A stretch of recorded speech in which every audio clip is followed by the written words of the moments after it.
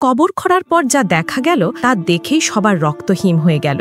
একটি মহিলা ছিল যার স্বভাব ছিল অত্যন্ত খারাপ। তার কাজই ছিল মানুষের মধ্যে বিবাদ সৃষ্টি করা, পরিবারের শান্তি নষ্ট করা আর সম্পর্কগুলোতে আগুন জ্বালানো। একদিন হঠাৎ সে এক ভয়াবহ দুর্ঘটনায় মারা গেল। তার দাফনের প্রস্তুতি হলো এবং তাকে কবর দেয়া হলো, কিন্তু দাফনের সময় অজান্তেই তার এক আত্মীয়ের মোবাইল ফোন কবরের ভেতর পড়ে গেল। তখন কেউ টের পায়নি। কবর বন্ধ করে সবাই বাড়ি ফিরে গেল। বাড়িতে এসে সেই আত্মীয় যখন ফোন খুঁজতে লাগলো তখন তার মনে পড়ল ফোনটি হয়তো কবরের ভেতর পড়ে গেছে। এ কথা ভাবতেই তার বুক কেঁপে উঠল। সে কয়েকজন লোক নিয়ে কবরস্থানের দিকে ছুটে গেল। কবরের কাছে গিয়ে সে নিজের আরেকটি ফোন দিয়ে হারিয়ে যাওয়া ফোনে কল করলো। ভয় আর কৌতূহল নিয়ে লোকগুলো কবর খুঁড়তে শুরু করলো। যখন অনেকটা মাটি সরিয়ে ভেতরে তাকালো, সেই দৃশ্য দেখে তাদের রক্তহীন হয়ে গেল। ভেতরে মহিলার জিহ্বা অস্বাভাবিকভাবে লম্বা হয়ে গিয়েছিল, এতটাই লম্বা যে তা তার পুরো শরীরের চারপাশে পেঁচিয়েছিল। মনে হচ্ছিল তার নিজের জিহ্বাই তার হাড় ভেঙে দিচ্ছে। ভয়ে কাঁপতে কাঁপতে সে মোবাইলটি তুলে নিল এবং হুঁশ হারানোর আগেই চিৎকার করতে করতে সেই ভয়াবহ স্থান থেকে তারা পালিয়ে গেল।